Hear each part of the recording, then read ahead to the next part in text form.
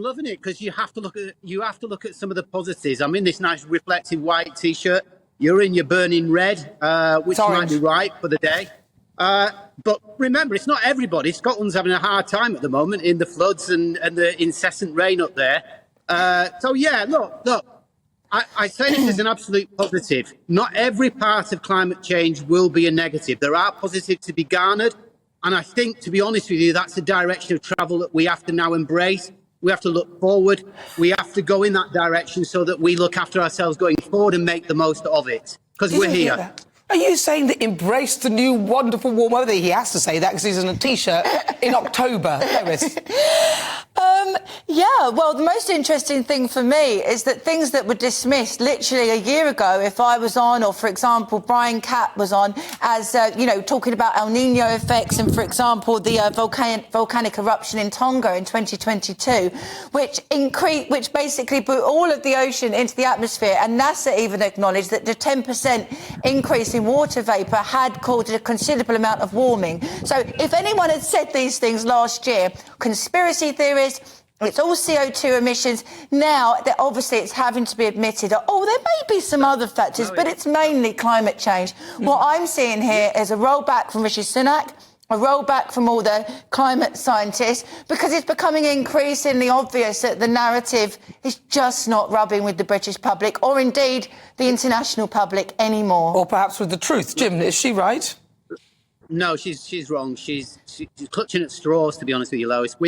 I texted you a little while ago, or we put it on Twitter, didn't we? And we said, let's see if we can find some agreement here. We might disagree, and we will. We might disagree on the fundamentals. Let's just say that the fundamentals of climate change, the reasons whys and wherefores. But when you see the sort of temperatures that we're seeing in Spain at the moment, in France at the moment, when we're seeing the disasters that have happened this year, yes, you can attach a little bit to El Nino. That's perfectly acceptable, as it was in 2016. Same thing. But overriding all of that is the climate change. But we have to start looking forward and saying, OK, so we're here. So if we're going to see 40-degree summers every summer, if we're going to break records like we broke in June and September in the UK, globally the hottest ever in July, globally, we have to start thinking a different thing. So, yeah, I'm wearing a white T-shirt. And do you know what?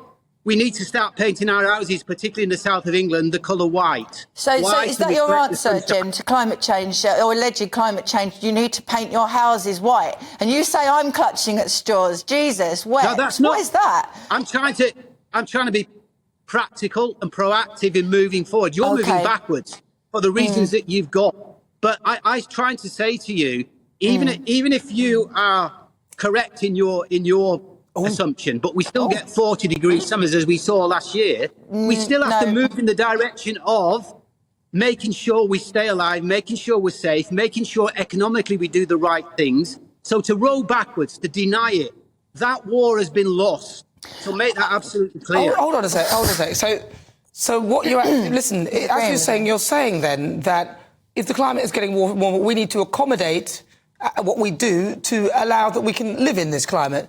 So, in other words, there'll probably be less air travel from the UK because we'll be staying at home because it's warmer, and there'll be less CO2 from boilers and emissions because we won't be using as much fuel to warm our homes, which is one of the biggest emitters of CO2. So surely the warming of the climate will change our behaviour and affect how we operate naturally anyway. Have you factored that into your calculations, Jim? Yeah, it's part of the equation. Remember this, Nana, we're only just starting out on this because of the arguments of whether climate change existed, whether it was man-made or not. It's been kind of slowed down. Sunak suddenly put the brakes on and gone into reverse. He'll be out in a year anyway, so that will make no difference. The point is that we must see where we are now, recognise that, and go forward and start to do the right things. And yes, if it means that we change our habits, that we change our lifestyle to a certain degree, we don't need to fly to south of France anymore or the Mediterranean countries. We can say it's going to be fine in Belgium, so just nip across there.